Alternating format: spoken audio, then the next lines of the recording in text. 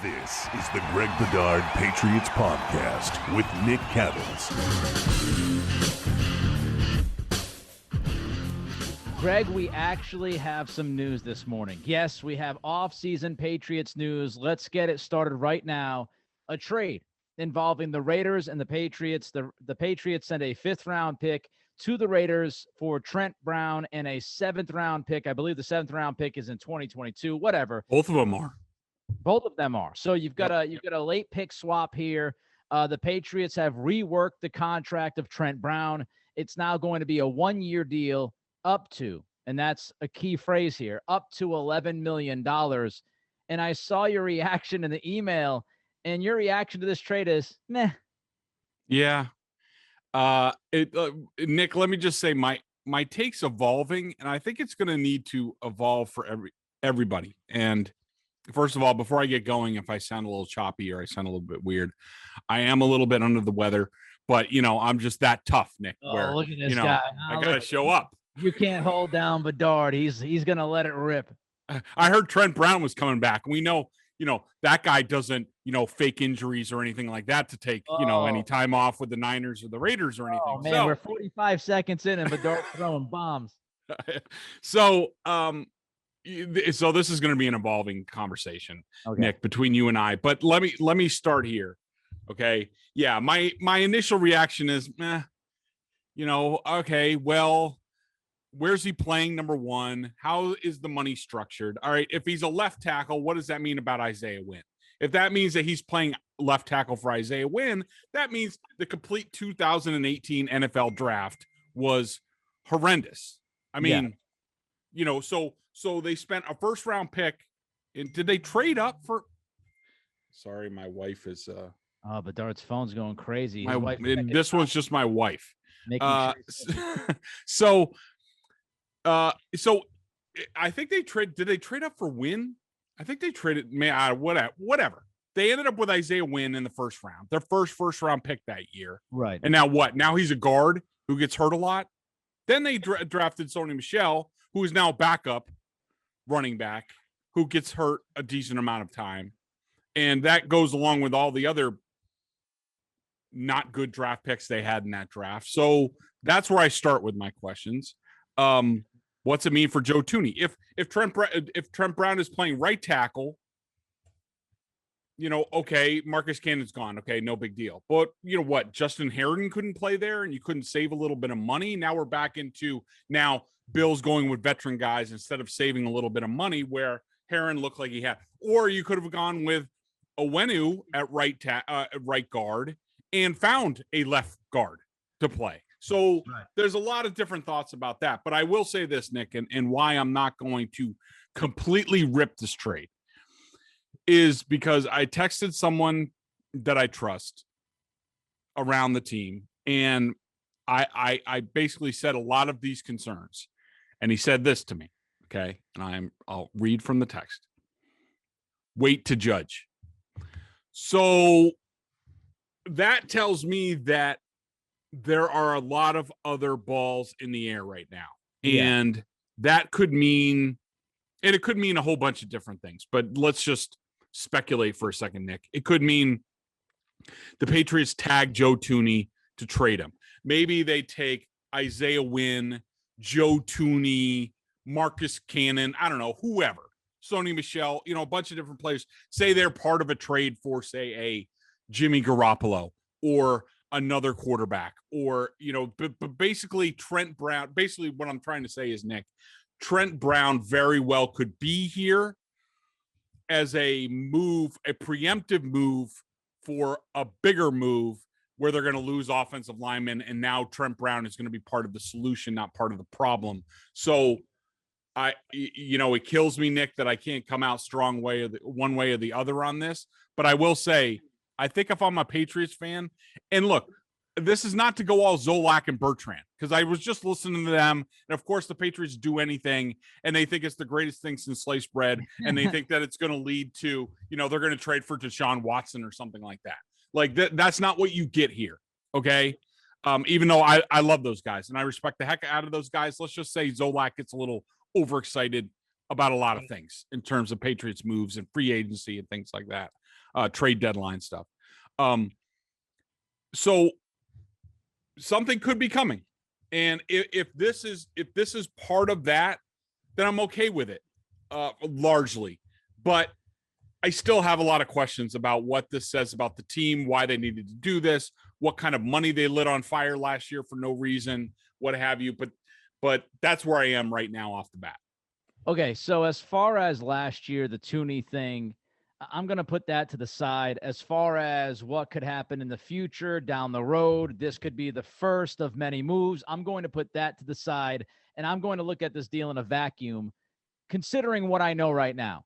In considering what I know right now, I actually like this deal. I don't know if I would sit there and say, oh, this is the greatest move of all time, but I like the deal for a number of reasons. First of all, he didn't give up a lot. A 5th-round pick next year. No question. Which really is a 6th-round pick this year, right? The way that whole thing works. It's like if you trade a pick for next season in that round, it's like however they figure out the value. But a 5th-round pick next year for a 7th-round pick next year in Brown. So the value, you weren't killing yourself over that. The contract to me is interesting. And again, the up to $11 million is what's key here. We all know that Brown, you mentioned this a little bit spicy earlier about Brown maybe faking some injuries and this and that. So if these are tied to 16 games, I love it because what you're going to get, it's a 1-year deal.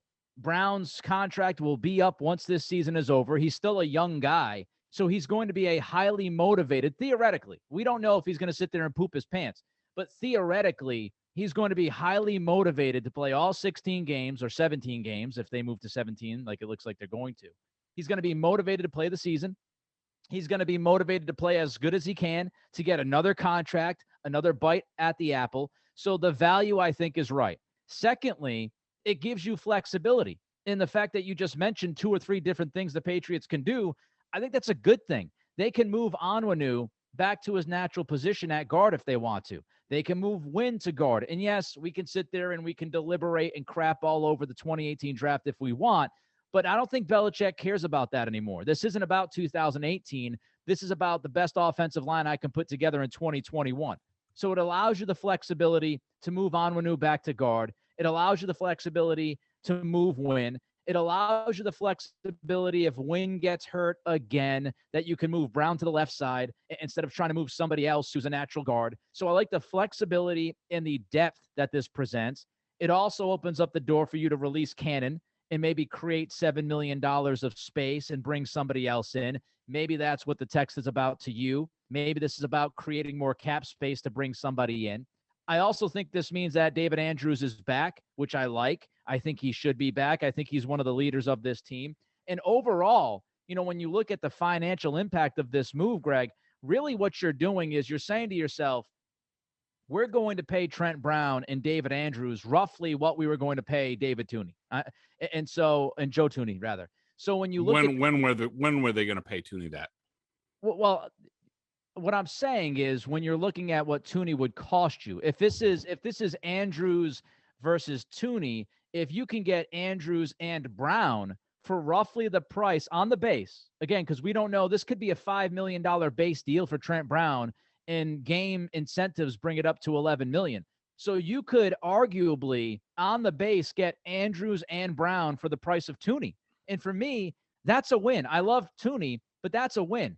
And if you're telling me that this offensive line on, day one is Isaiah Wynn at left tackle, Onwenu at left guard, Andrews at center, Mason at right guard, and Trent Brown at right tackle, if that's what you're telling me the offensive line is, if that O-line is healthy, I think you could argue that's a top 5 offensive line in football if they're all healthy. So yeah, in a vacuum, I like the deal. Okay. I mean, those are all fair points. And, they certainly they're certainly factual. I mean, look, what the point you made about the Tooney money and Andrews and Brown is legitimate. I just don't subscribe to it because I don't think in reality there's no way that the Patriots were ever going to pay $18 million for Joe Tooney. So that's what my comment was about, that I don't really view it as a comparison because I don't think that was actually in reality. But, who knows? It could have been. And who knows? they could still tag him as part of, they could tag and trade him to somewhere. Right. And I was just looking at the 49ers. They have Trent Williams back. They have, is that Laken Tomlinson at left guard? Yes. They need a center. They need a right guard, and McGlinchey is fine at right tackle. So they could use a couple offensive linemen. I'm just trying to think if this is part of a larger deal for, say, Jimmy Garoppolo or something like that. So a couple of things on, well, let's just go back to Trent Brown and sort of the things I have a lot of questions about this deal, and some of those questions. Number one, I hope you're right. I hope that their contract is structured per game, because I do not have a lot of faith in Trent Brown, the professional football player. And he might have been fine here. That's great. But you cannot erase that he quit on the 49ers and he quit on the Raiders. That happened. So they better get per game bonuses in there. And that's where a bulk of his money comes from, because I don't trust this guy at all. Let me ask you a question. And this is, I don't know the answer to this. Could you believe that maybe, San Francisco and the Raiders approached Trent Brown not in a way that he was responsive to? You know what I mean? Is it possible to say that it takes a certain coach, and it doesn't mean that Belichick's the only coach that can get through to Brown, but is there an argument that, yeah, he's only worked really in one place, and he's only really played up to his potential in one place? Maybe there's something to be said about that New England, Belichick, they know how to get to this guy. And again, with the motivation of the money in the 1-year deal, maybe that's how you push him. I mean, that's possible, Nick. But I mean, look, the fact of the matter is, and look, yes, it worked here, and you can say what you want about the coaches here and whatnot. But like, okay, one place, 49ers, that's one thing. And I'm not even sure who their offensive line coach is. But two places, yeah, like, within like 3 years of each other, like, no, there's a problem there. And so what? The Patriots make it work. That's great. They made it work for 1 year. And keep this in mind. It worked for Trent Brown here because he saw the apple of free agency, or the carrot of free agency coming, where he's going to get paid, sort of like Jermaine Illuminor did this year. And people will say, well, he'll be a free agent next year. Ain't nobody paying this guy after he just quit on 2 of the last 3 teams that he was on. Ain't no chance. Well, let me ask you this question then. What's the downside? Let me get my concerns out. Okay. And then we could talk about the downside and things like that. So Number one, my point is, his money better be tied into per game roster bonuses. Right. Because I don't trust this guy. Number two, has anybody informed Trent Brown that Dante Scarnecchia is no longer the offensive line coach here? Because the guy posted a picture on Instagram of him with Scarnecchia. Like, that was the offensive line coach when he was here. Those guys are not here anymore. Right. And I just want to point out that Googe, the first year after Scarnecchia retired, and Googe was the offensive line coach here, they won a Super Bowl. Then Googe was fired the next year. So there's usually a little bit of lag time where the Scarnecchia effect sort of comes down. But, yes, it worked for him the last time he was here, but Scarnecchia was the offensive line coach, and we have 2 different guys now. So I wanted to make that point. The other point I wanted to make is, I just wanted to talk about like where he plays. I mean, he could play left tackle, as we talked about, and that would probably, I mean, I don't know. I guess that would put Wynn to left guard, and you put Owenu at right tackle. That's the way I see it in my mind. But then again, you could have a left side of the line of Trent Brown and Owenu, and that would be one of the most physically imposing left sides of the line in the league. Yes. In my opinion, it is part of the reason why when I was listening to Zolak and Bertrand real quick before taping this, they're talking about how like this move tells them that Cam Newton's not going to be the quarterback next year. And my reaction was like, I don't know what you're talking about, because to me, this sounds like they're developing their running game. Like Trent Brown is a good he's a decent pass rusher, but he is a hell of a run blocker. I mean, that's what he does. He gets downhill. He imposes his will. He is part of and if you put Trent Brown, Owenu, Shaq Mason, what have you, that is a power running team. And to me, that says Cam Newton. So at least it doesn't eliminate Cam Newton. That's sort of where I am on Trent Brown. The downside, you said, what's the downside? It's the money. I want to know what the money is. If it's $11 million and you're trusting this guy who's been a turd in the last two places that he's been outside of New England to be a good person and to play for a coach for positional coaches that he's never played for, then yeah, I have concerns. But again, I want to go back to my general point, which is I'm not ready to say one way or the other on this because I think this is a precursor to other moves. Wynn could be traded he's got a 50-year option coming up that could appeal to somebody. Tooney could be tagged and traded. Mason could be traded and Tooney could be tagged and signed here and Mason could be part of a deal. So I think if my source is correct, and he usually does not text cryptically like that unless it means something, I'm ready to wait on this deal a bit, but I'm a little pessimistic. Well, especially and last one last thing. Sorry, Nick. Sure. It's just all right. The great aggressive offseason of Bill Belichick is an offensive lineman. I mean, that's how it starts. It's just funny to me that's what. And look, I love offensive linemen. Hopefully it makes the offensive line great. And it's part of this, whole fabric of moves that they make. And this is just the first sort of, appetizer to what's to come. But it's just typical that, they have all this money. They're going to be aggressive. And they spend $11 million on Trent Brown, who might be a right tackle, who you could probably find a right tackle elsewhere. So I just find that funny. I feel like you're a little bit extra salty today because you're a little under the weather. I look at this again, we got to wait on the incentives. I am intrigued by your guys' text. I wonder what the domino effect is going to be. As far as starting the offseason with an offensive lineman, let's look at who's realistically available. And, right now, it's not like there's this great offensive player that we know that is available to make a move. So you start with the inside out. You start to address things that you can address.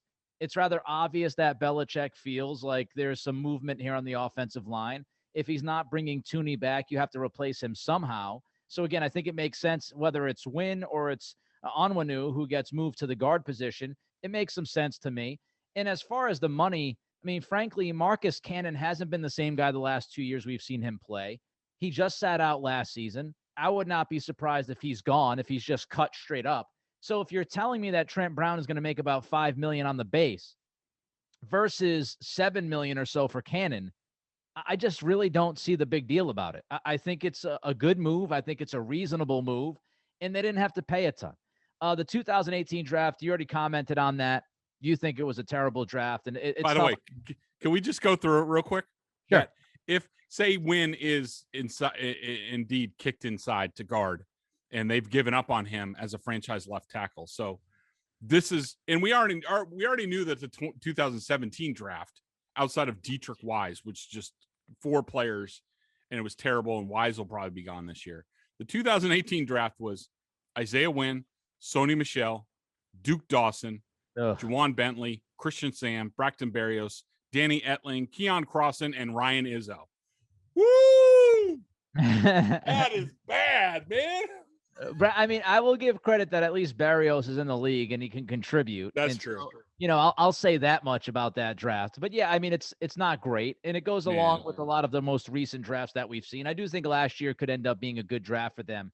But we know the last 4 or 5 years, Belichick hasn't been very good at drafting, talent, especially on the offensive side of the football. So I will say this one last thought on what happened with the Trent Brown trade.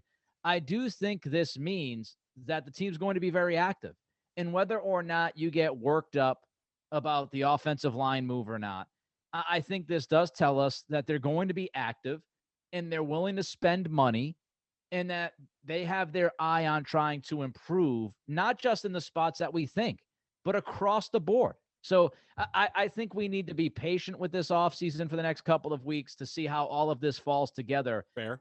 I don't hate the deal. I actually like it.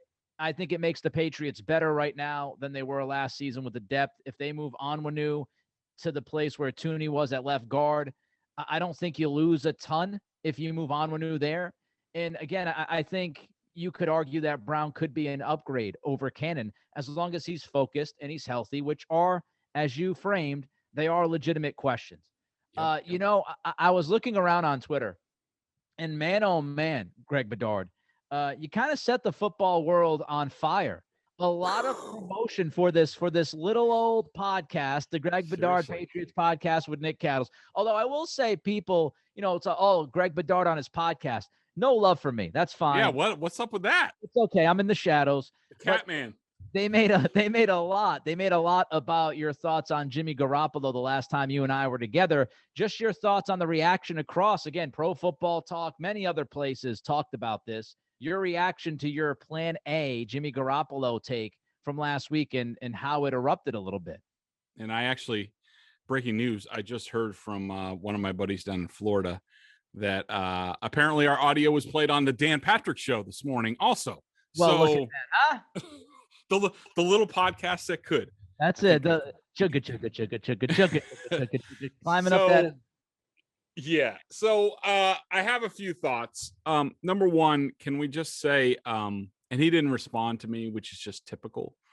But I'm getting pretty sick and tired of Mike Florio and the way that he treats certain people, because if you go back and you look at the last couple times my reporting has been referenced on Pro Football Talk, whether it was Easterby or this or what have you, you know what he does?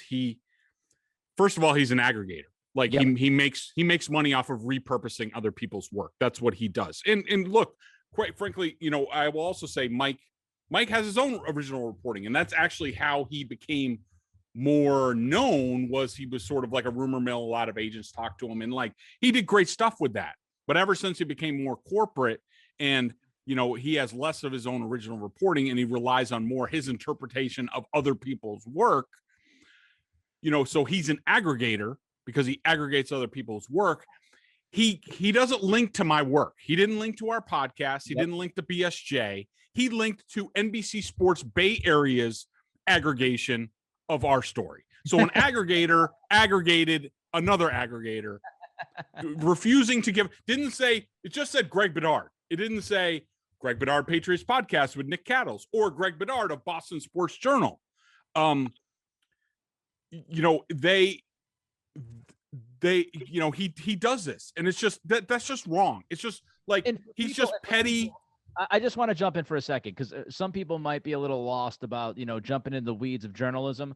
Greg's point is, when you reference somebody else's work, you not only reference that person and what they said, but you reference where you got it from, because you are getting content from Greg Bedard's Patriots Podcast. They can include me or not. I couldn't care less. I was joking around. Mm-hmm. But that's where you're getting it. So that's why, Greg, this isn't, you know, a little tit for tat thing. This is about professionalism. And yes. when you get content from somebody else, you credit that person. You credit that somebody else. Okay, that's the least that you can do. Is like, if you're going to make money off of my content, my work, the least you can do is give me proper context and point people in the direction like, hey, if you like this, maybe you want to go subscribe to Boston Sports Journal. Instead, he goes out of his way not to do that, which is it's just wrong. And like, I know why he does it, because I was on, after I got laid off for Sports Illustrated, I was on, and I think it's when I was starting up BSJ, and I talked about a subscriber model. I had pointed comments about, and Peter King agreed with me, even though he now works at the same place now, and he wouldn't dare say anything. He wouldn't be allowed to say anything about that. Funny how that. Yeah, but I made critical comments, basically calling Florio out on this bullshit, which is like, these guys are putting good journalists out of work because they're trying to make clicks off them, and they're like, oh, well, I linked to your story. Well, then no, that doesn't help. Like, that doesn't help, you know, reward the original reporting. But anyways, so there's that. And then there's the big thing is Nick, is just sometimes you hit like a dead spot in NFL news, and like up until today with the Trent Brown trade, and really not many people outside of New England are really going to care about this trade. But between, I don't know, for the last week, I don't know when the last big move was made. Probably was it, who was this Stafford? Goff, maybe Goff. It was Wentz, and then after Wentz, Wentz. Quiet. Yep. Wentz was the last sort of thing, and then you're waiting for the end of the franchise tag period, which is today. Yep. And that's interesting because maybe that's the timing of the Trent Brown thing. But we'll have to see. And then, free agency doesn't start until Monday with the tampering period. So there's a dead period. And so people just overreact. There was a void in the news. We stepped up with our reporting, and, they just, it's overblown. We all know that. But we appreciate the publicity. We do. We love the publicity. We'll take all the promotion that we can get if it's done correctly, Mike Florio. Correct. And, we'll enjoy that. And you're right. I mean, I think if you said this today on the heels of Dak Prescott getting that contract, it's not getting talked about. But hey, we hit the timing. Speaking of timing, quarterback timing is starting to get a little bit complicated for the Patriots, Greg. What do you mean? Well, that's what you actually had down as your note. Oh, sorry. I was just reading the text. Oh, yeah. Yeah. Again, sorry about that. I was a little under the weather. It's fine. Yeah, and I'm getting texts like left and right from people. My wife, John Corrales is asking about his Celtic story and like stuff like that. Like there's a lot of stuff going on. So yeah, I wrote a column about it that and who knows, maybe this is. I do think now that I think about it, the timing of today's the franchise tag deadline. They made a move to get Trent Brown. That tells me that maybe something is coming. Maybe they are going to tag and trade Tooney, something along those lines. But in terms of the quarterback, it's either, and we've talked about it before. So, the Jets are really holding everything up. They're at number 2. They're going to straddle the line, to amp up their leverage. Like, do we want Sam Darnold? We're great with Sam Darnold. We're not going to take a quarterback here, and somebody can come and trade up and things like that. And if they do that, and that's April, that's not any good for the Patriots. If the 49ers really want Sam Darnold and the Jets are going to play this game with, are we going to hold on to the number 2 pick? Are we going to draft Zach Wilson? What's the deal? If they're going to go on with that until late April, that's going to stall the 49ers and it's going to stall the Patriots in terms of Sam Darnold and Jimmy Garoppolo. Yep. And so if you're the Patriots, there was some debate because Mike Reese brought this up this weekend, and we've sort of talked about it a little bit, is do you try to, make a better offer try to get the 49ers to basically get off the pot, and I just don't know if that can happen. Maybe it can, because the problem is say you do say to San Francisco, all right, we're going to give you the 2 for Jimmy that you gave us. And to make this go, we're going to give you a 5th this year, or conditional 5th or whatever okay. So San Francisco they say, okay, we're going to trade you Garoppolo now. Now their leverage is all gone. If it comes to trading with the Jets, now the Jets can hold them over a barrel and be like, you got to give us 4 first-round picks because you don't have a quarterback right now. Don't have anybody. Yep. Yeah. And so that stuff is going on. I just think that it could behoove the Patriots just to, basically start on plan B and C that aren't cost prohibitive and leave room for Jimmy Garoppolo down the line if he does shake free. So that means a Gardner Minshew or a veteran free agent, whatever that might be. If they trade for Gardner Minshew, who makes $850,000 this year, $900 something next year, they could do that for, probably a late round pick right now, or a 5th or a 4th, whatever. And now you have a starter in case the worst case scenario happens. For San Francisco 49ers don't find another quarterback. They don't get one in the draft. They go with Jimmy Garoppolo again. Now you're not caught waiting. And so that's what I mean in terms of the timing is working against the Patriots, but who knows? Maybe they have the deal for Garoppolo lined up right now, and this Trent Brown deal is part of it. And maybe they have other deals, as you mentioned. Yep. Maybe Tooney goes to Philadelphia for Zach Ertz in a pick. Ertz is on the block. We've heard a lot of things about maybe he gets traded over the next day or two. So maybe the Patriots trade Wynn to the Eagles for Zach Ertz in a late round. And now you have your offensive line pretty much set, and you have your number one tight end, and now you make the next move, which could be receive. So every move, we've got to remember, as I mentioned earlier on this podcast, we have to be patient, which is very tough. It gets tougher in 2021. We've got to be very patient. And, this is, you and I have talked about this for the last several weeks, couple of months. This is a puzzle, and Belichick is putting together the puzzle. And Belichick obviously has a head start on all of us. He knows what he's trying to do. He knows the timing that he has to come up with to make all those things happen.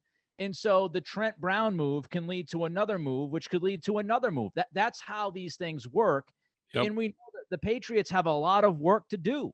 So he's addressing multiple needs at different times, and he's got to put this puzzle together. So patience is a virtue. I don't have a lot of it in my personal life. I was hoping that you had some of it, Greg, but I don't think that you do. So we'll just have to judge these deals in a vacuum. And then I think this is going to be one of those off seasons where every couple of weeks, it's a good idea to pull yourself out of the vortex and say, what has happened so far? What needs to happen? And what are the options? I think that's a good idea for all Patriots fans out there. The Trent Brown made. Let's see if this leads to something else. Free agency happens. Then at the end of next week, as you're sitting there watching the NCAA tournament, drinking beer like I'm going to be doing, pull yourself out of it for a few minutes and say, okay, well, what's the next move? The BostonSportsJournal.com member question of the day. Check us out over at BSJ, 11 cents a day annual plan. Not only do you get top-notch analysis of all the Boston pro sports, but if you're a Pats junkie, which you are, a membership at BSJ gives you access to a ton of video analysis Bedard does on the coach's film and direct access to him in weekly chats. We got two questions. Let's start with the general BSJ members comment. Yeah, they're sort of sandwiched together. All right, so we've got a number of people apparently asking Greg Bedard, Greg, why not Mitchell Trubisky? Yeah, and this goes to, along with JFPTHWND10 was complaining in the comments section about like, Greg's take committed to Minshew. That's why he's not mentioning Mitch Trubisky. So I wanted to combine these things. And I love you, JFP, but there were a couple things I want to say on this. First of all, Nick, real quick. Yep. Breaking news. We need like a little sounder. Chris Godwin is being tagged by the Bucs. So that's one wide receiver off the market, which we thought was going to happen, but I thought I'd say that. Number one, why not Mitch Trubisky? And related to, am I take committed? I have not mentioned Mitch Trubisky because I have asked about Mitch Trubisky, and not one person around the Patriots has mentioned Mitch Trubisky to me or said anything positive about him. If I thought, and look, I'm not going to maybe it's a smoke campaign. Maybe they think he's going to be the greatest thing since sliced bread, and they're keeping it off the radar and not telling me. Totally possible. Smoke screen. But my inclination from reporting around this team is, I'm talking to people that I trust. They would give me a heads up if they were interested. I don't think there's any interest. Plus, what's Chicago going to do? Chicago's probably going to bring him back some way.